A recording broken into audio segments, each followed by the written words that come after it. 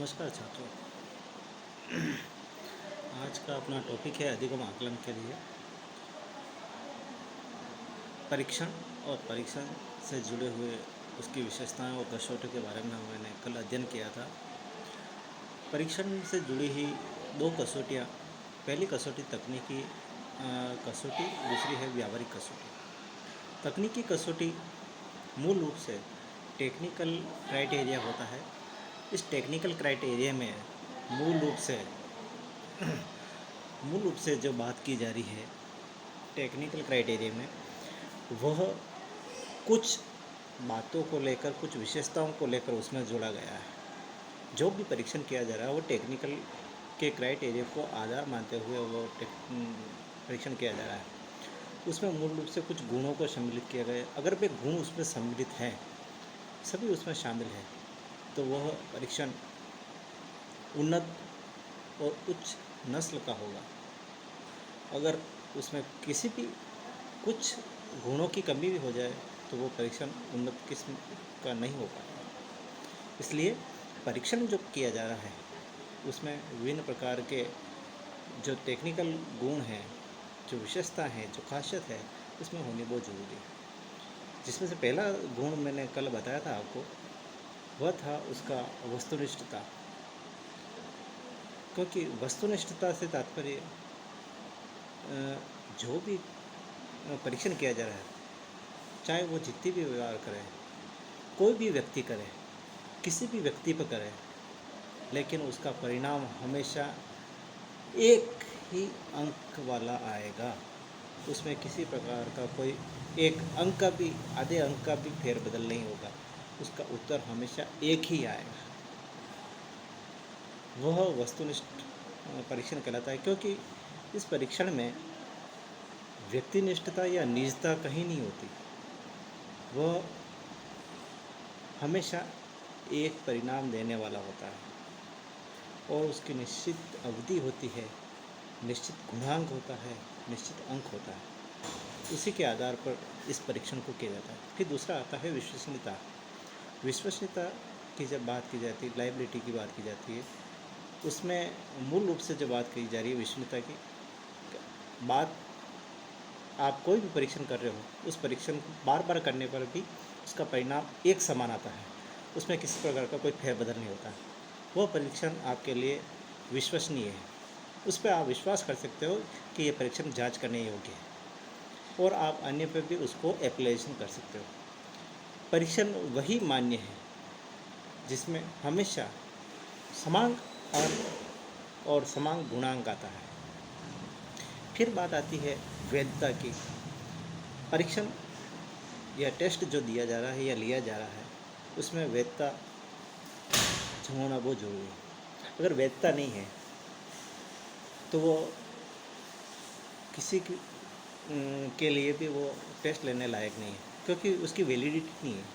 कोई उसको आगे प्रयोग करने में भी हिचकिचाएगा। क्योंकि उसका परिणाम हमेशा अलग अलग चरणों में आएगा, अलग अलग चरों में आएगा। तो वो परीक्षण जो होगा वो अवैध होगा। इसके लिए हमेशा उस पर लायबिलिटी हो, विश्वास करने लायक हो, वस्तुनिष्ठ हो, तो वह परिणाम हमेशा वैध ही होगा। अगर इन गुणों का समावेश है तो वो टेस्ट या वो परीक्षण वैध की श्रेणी में ही है। अब बात आ रही है व्यापकता की। कोई भी परीक्षण किया जा रहा है उसमें व्यापकता होना बहुत ज़रूरी है। क्योंकि अब जो भी परीक्षण आ रहा है, उस परीक्षण में अगर किसी प्रकार की कोई कमी है तो वह परीक्षण जांच के योग्य नहीं हो पाएगा। उसमें हर तरीके से गुण, उसकी रुचियों के आधार पर, उसकी सोच के आधार पर, वह क्या चाहता है, उन उद्देश्यों को लिया है नहीं लिया, विशिष्ट उद्देश्यों को समाहित किया है, यह सभी चीज़ें उसमें समाहित होनी चाहिए। तो ही वह परीक्षण वैध और विश्वसनीय और वस्तुनिष्ठ हो पाएगा। फिर बात आती है विभेदकारिता की। जब मैंने कल इसके बारे में बात की थी कि विभेदकारिता या अंतर करने का जो गुण है वह उस परीक्षण में होना चाहिए। क्योंकि सभी प्रकार के बालक उसमें होते हैं, जिसमें कम बुद्धि वाले होते हैं, प्रतिभाशाली होते हैं। ये बात मैंने भी कल बताई थी। फिर भी कोई भी मानक या स्टैंडर्ड या मानकीकृत परीक्षण हो, स्टैंडर्डाइज टेस्ट होगा, तो उसमें लोगों का विश्वास ज़्यादा होगा, वो बार बार उसका रिप्लाई करेंगे। और चाहे अध्यापक हो चाहे विद्यालय प्रबंधन हो, वो उस टेस्ट को आगे देने का प्रयास करता रहेगा कि हमें इस टेस्ट को आगे और बढ़ाना है। अगली जो बात आ रही है व्यावहारिक कसौटियों की। व्यावहारिक कसौटियाँ वे होती है जिसमें परीक्षण तो किया जाता है, लेकिन किसी परीक्षण के पूर्व रचना से पूर्व समस्या, उसके लक्ष्य, उसके उद्देश्य के संबंध में निर्णय तय कर लेना चाहिए। क्योंकि जो व्यावहारिक टेक्निकल या व्यावहारिक क्राइटेरिया जो होता है, व्यावहारिक कसौटी होती है, उस कसौटी के आधार पर जो बात की जा रही है कि पहला जो उसका गुण होना चाहिए वह होना चाहिए उसकी सौदेश्यतापूर्ण या सौदेश्यपूर्ण, कुछ उद्देश्य को लेके वो टेस्ट बनाया जाए। बिना उद्देश्य के जो टेस्ट लिया जा रहा है वह टेस्ट कहीं ना कहीं गुणात्मक, मात्रात्मक या किसी भी रूप में वह पूर्ण रूप से कारगर नहीं हो पाएगा। इसलिए कोई भी टेस्ट निर्माण किया जा रहा है तो उसमें सौदेश्यपूर्ण वातावरण होना चाहिए। अगर उसका किसी उद्देश्य की पूर्ति के लिए लिया जा रहा है तो उस उद्देश्य की पूर्ति वहाँ होनी चाहिए, चाहे सामान्य उद्देश्य हो या विशिष्ट उद्देश्य, उन उद्देश्यों का समावेश उसमें होना चाहिए। फिर दूसरी बात आती है, जो मैंने बात कही थी व्यापकता की, उस ब्रॉडनेस की जो बात की जा रहा हूँ कि जो भी टेस्ट लिया जा रहा है या जो भी परीक्षा ली जा रही, उसकी योग्यता को मापन करने के लिए और पाठ्यक्रम पर आधारित होने के कारण उसके समस्त समस्याओं, प्रश्न, वाद विवाद या उन विभिन्न पहलुओं को ध्यान में रखते हुए जितना अधिक परीक्षण पाठ्यक्रम को समावेश करता हुआ बनेगा, वह ज़्यादा से ज़्यादा व्यापक बनने का प्रयास करेगा। फिर बात आती है मितव्ययता की।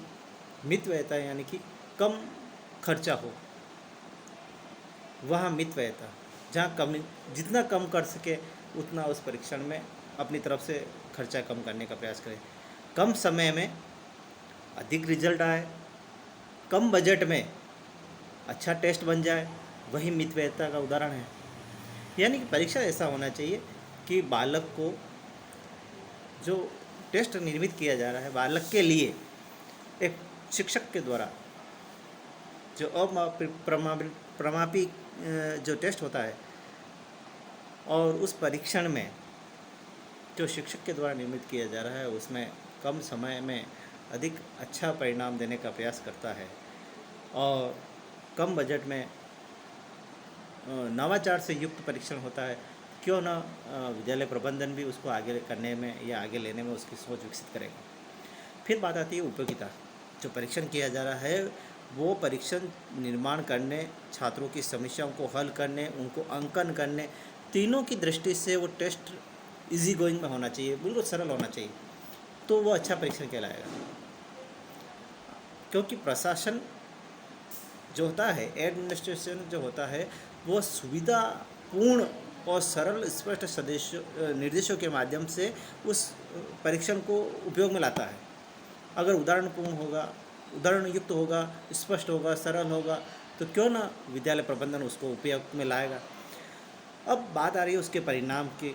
परिणाम के आधार पर अध्यापक और जो विद्यालय के जो प्रबंधन है वो बिना समय शक्ति के अनावश्यक कार्यों के लिए ये अनावश्यक रूप से किसी तनाव में आकर उस अच्छे परीक्षण को उसमें उपयोग लेगा, क्योंकि वो उपयोगी है।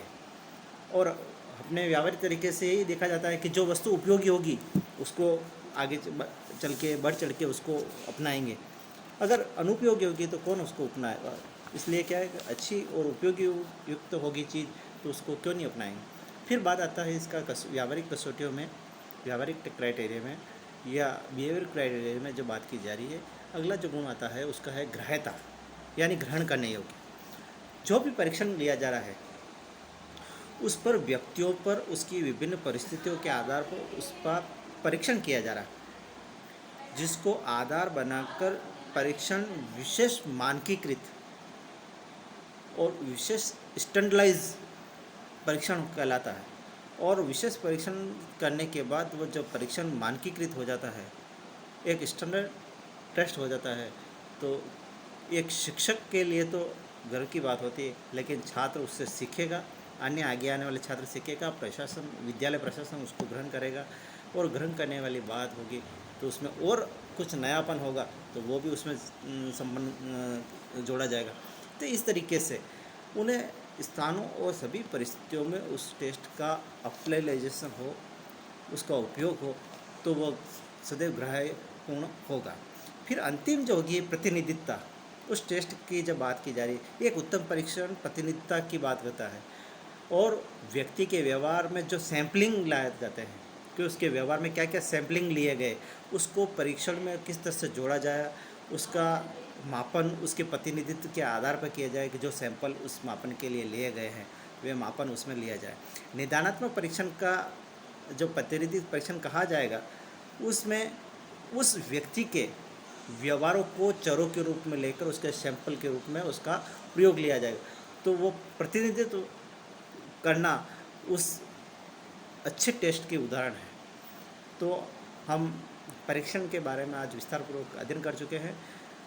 हमने इसके दोनों कसौटियों के बारे में पढ़ लिया, एक तो टेक्निकल कसौटी या टेक्निकल जो क्राइटेरिया है, दूसरा है बिहेवियरल क्राइटेरिया यानी कि तकनीकी कसौटी और व्यावहारिक कसौटी को दोनों को मिला जुला जो स्वरूप अपने आज पढ़ लिया। कल हम अभ्यास के बारे में अध्ययन करेंगे। आज के लिए इतना ही, धन्यवाद।